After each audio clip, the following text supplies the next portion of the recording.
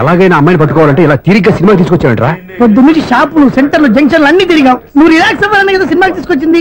నా సిస్టర్ ను పట్టించే బాధ్యత నాది. నువ్వు రిలాక్స్ సినిమా చూడు. సునీత గారు, పద్మభూషణ్ ప్రేమిస్తున్నారు. అది నిజమైతే మీరు వెనక్కి తిరిగి చూస్తారు, వెనక్కి తిరిగి చూస్తారు, చూస్తారు.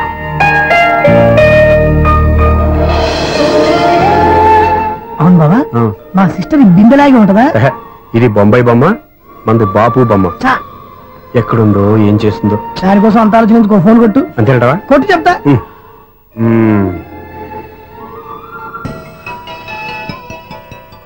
ఎవరి మధ్యలో సుత్తిపోను? ఇంకెవరు? నా హీరో. హలో, ఏమిటి ఎలా ఉన్నారు? నాకేంటి ఫెంటాస్టిక్ గా ఉన్నాను, కానీ మీరెందుకు ఫోన్ చేశారో చెప్పండి. ఏంటండి ఏవో మాటలు మ్యూజిక్ వినిపిస్తున్నాయి. ఏదైనా సినిమా చూస్తున్నారా? బాగా క్యాచ్ చేశారే. ఏ సినిమా? అబ్బా చెప్తే వచ్చేద్దానా? ఓ నీ క్లూ ఇవ్వండి చాలు. 1 2 3 4. సినిమాలో హీరో పేరు పవన్ కుమారుడు, కానీ టైటిల్లో పరమశివుడు ఉన్నాడు. అంటే శంకర్దాద ఎంబీబీఎస్. ఎస్, పర్వాలేదే, బ్రెయిన్ బానే పనిచేస్తుంది. బ్రెయిన్ ఏంటి, అదృష్టం కూడా పనిచేసింది. ఎందుకు నువ్వు ఇప్పటి వరకు దొరకను అన్నారుగా, ఇప్పుడు రెడ్ హ్యాండెడ్ గా పట్టేస్తున్నా. ఇంపాసిబుల్. It's possible. అది చూడరా, నేను కూడా అదే సినిమా చూస్తున్నాను. అన్న చిరంజీవి దయ వల్ల తమరు దొరికిపోయారు. జై చిరంజీవ. అయ్యో చచ్చు, నీవేంటి? నా హీరో కూడా ఇదే థియేటర్ లో ఉన్నాడు. అంటే మా సిస్టర్ దొరికిపోయింది అనమాట. చెప్తే విన్నావా? హైట్ తక్కువగా చూడొద్దమ్మా.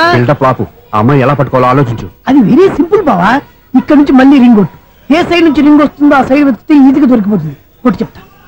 కొట్టు. అవుట్ ఆఫ్ కవరేజ్ అయినా వస్తుందిరా. అవుట్ ఆఫ్ కవరేజ్ ఏరియా అంటే తన అవుట్ అయ్యే లోపు కవర్ చేయమని అర్థం. పద చెప్తా. ఎలా పట్టుకోవాలరా? సీటు వదుకుదాం. పద చెప్తా. Sister phone sister. చెప్పాను కదా బాపు బొమ్మలా ఉంటుంది. అమ్మాయి కదా పరా. ఇది కాదు. అయ్యో మళ్ళీ వస్తున్నారే, నా పని ఫినిష్. నన్ను బర్రె అంటవా? మా బావ టేస్ట్ ఇది కాదు. సిస్టర్ బావా సిస్టర్. అయ్యో ఎవరా నువ్వు? నా వైఫ్ ఇది. సారీ సార్, సిస్టర్ అన్నప్పుడు ఇంత ఎఫెక్ట్ ఉంటుంది అనుకోలేదు. ఎవరయ్యా మీరు? ఏమిటి మీ గోళ? అది కాదండి, వీడి సిస్టర్ సినిమాకి వచ్చింది. ఏ సీట్ లో ఉందో వెతుకుదాం. సినిమా జరిగేటప్పుడే వెతకాలా? సినిమా అయిపోతే మా సిస్టర్ దొరకదు సార్. సినిమా అయిపోయాక ఎలాగో బయటకు వస్తుందిగా, అప్పుడు వెతుకు పట్టుకోండి. అలాగే సార్. అన్నయ్య సినిమా చూస్తారు, మిస్వాడు కూడా ఆవేశం వస్తుంది. బయట రారా. Thank God. ఇప్పుడు ఏం చేద్దాంరా? ఏముంది బావా, సినిమా వదిలిపెట్టిన తర్వాత ఈ గేట్ నుంచి ఆ గేట్ నుంచి రావాలి కాబట్టి ఇద్దరు నేను చెక్ పోస్ట్ పెడతాం. నువ్వు ఇక్కడ పెట్టి అక్కడ పెడతా. అవును, నీ చెల్లెలు నువ్వు చూడలేదు కదా, ఎలా గుర్తుపడతావు? అందమైన అమ్మాయి కనబడింది అనుకో, బావా అని ఒక కూతేస్తా, నువ్వు వచ్చి సెలెక్ట్ చేద్దు. కానీ గుడ్ ఐడియా రా. హోటల్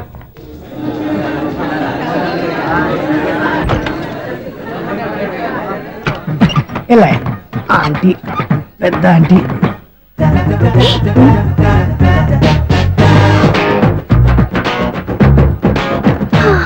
వీళ్ళేంటే చెకింగ్ ఆఫీసర్స్ లాగా డోర్స్ దగ్గర నిలబెట్టారు.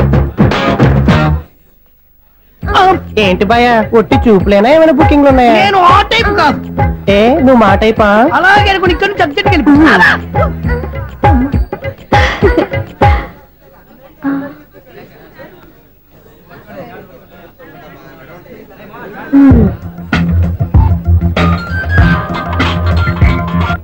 హలో, నా కోసం పెద్ద వల వేసినట్టున్నారు.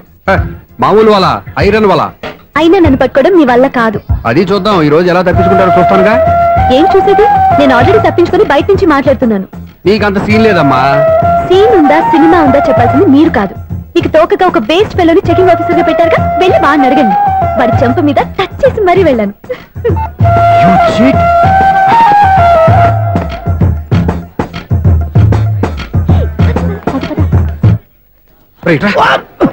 నీకు అసలు బుద్ధి ఉందారా? చేతికి అందిన అమ్మాయిని వదిలేస్తావా?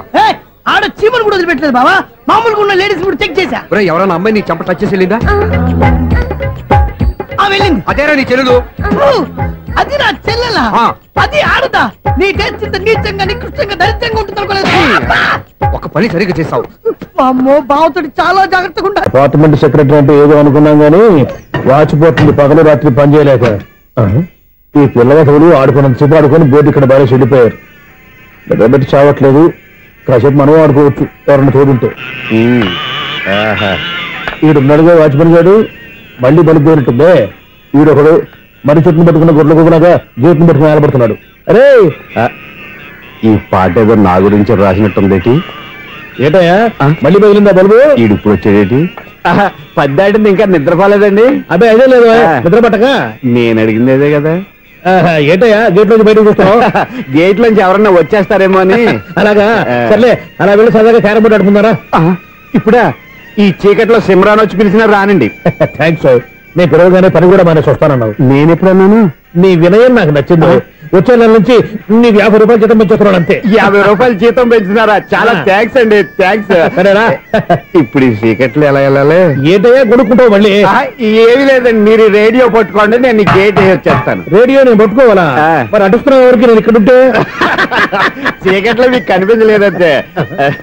కనిపించట్లేదన్నారా? వినిపించట్లేదన్నారా? ఇది గేటేనా? అది కాదు, రేడియో ఆన్ చేసుకోవచ్చుగా, పాత పాటలు వస్తాయేమో. కొంచెం స్లోగా వెళ్ళండి, నేను ఫాలో అవ్వాలి కదా. ఇది అనవసరం అంటే స్పీడ్కి వెళ్ళిపోతాడు. ఇంతటితో సమాప్తం. అమ్మో, ప్రసారాలు సమాప్తం. ఈ రెట్టిల్లోడో తెలియట్లేదు. ఇప్పుడు ఎలా వెళ్ళాలి?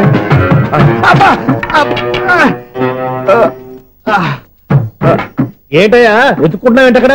అదే స్టిక్ పడిపోతే తీసుకుంటున్నానండి.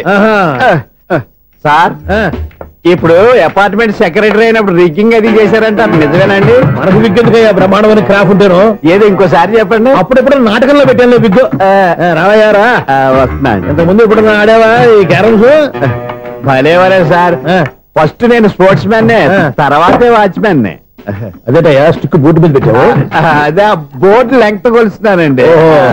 సరే, వైట్ కాయిన్స్ ఆడతావా, బ్లాక్ కాయిన్స్ ఆడతావా? చీకట్లో ఏ కాయిన్ అయితే ఏంటండి? వచ్చినోడికి ఏ కాయిన్స్ అయితే ఏమంటావా? సరే ఆడైతే.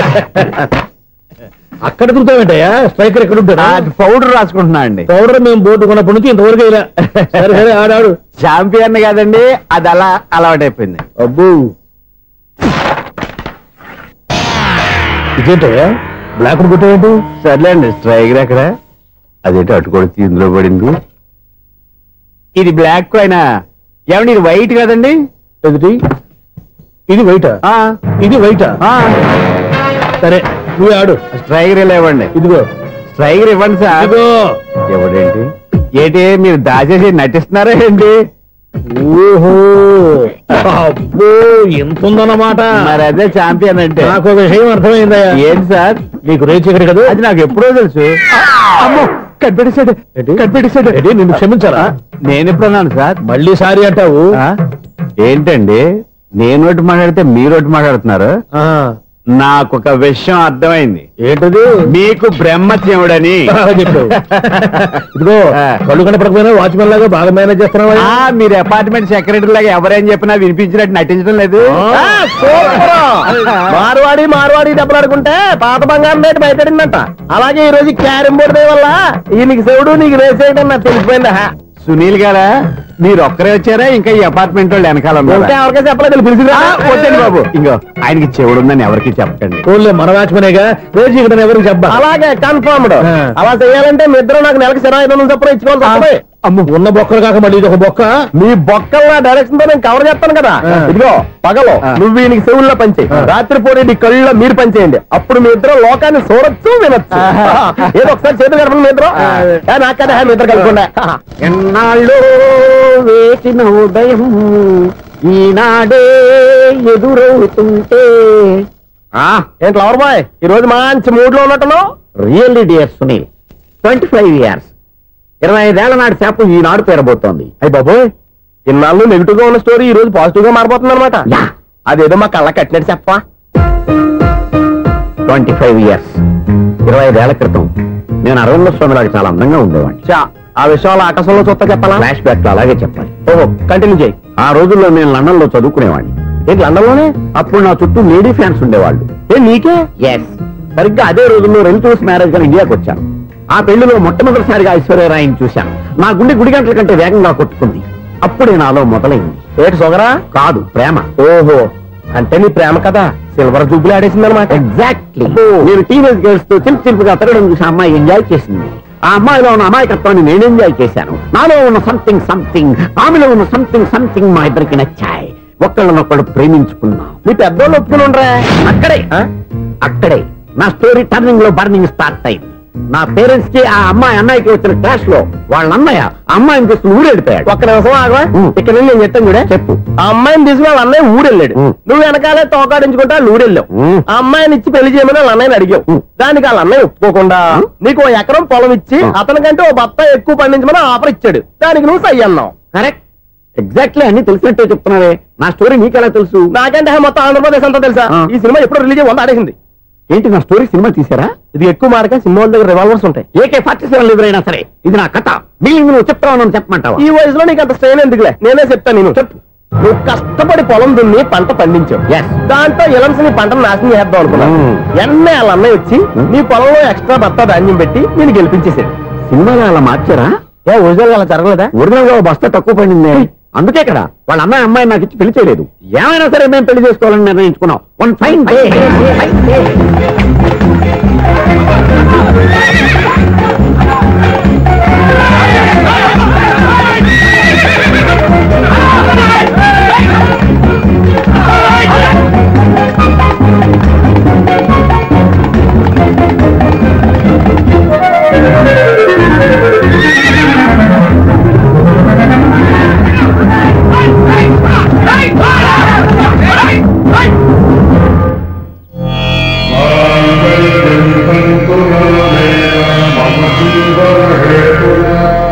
నమస్కారం పంతులు గారు. నమస్కారం అండి. నమస్కారం పంతులు గారు, దేవుడి దయ వల్ల మా పెళ్లి జరిగింది. మీ సాయంతో మా శోభనం కూడా జరగాలి. మీ శోభనానికి నా సహాయం ఎందుకమ్మా? అబ్బాయి అడగా. ఆవిడ ఒపీనియన్ అది కాదు. మా శోభనానికి మంచి ముహూర్తం పెట్టమని. అలాగే కూర్చోండి. 5 గవ్వలు తిరగబడ్డాయి. అయితే అంటే దీని అర్థం రాహువు కేతువు ఛాన్సే లేదు. ఏమైంది పంతులు గారు? మీరు లేచిపోయి వచ్చిన టైంలో రాహు ఉన్నాడు. తాళిగట్టిన టైంలో కేతువు వక్ర దృష్టితో చూస్తున్నాడు. ఈ గ్రహస్థితి ప్రకారం మీరిద్దరూ 25 సంవత్సరాలు కలవకూడదు.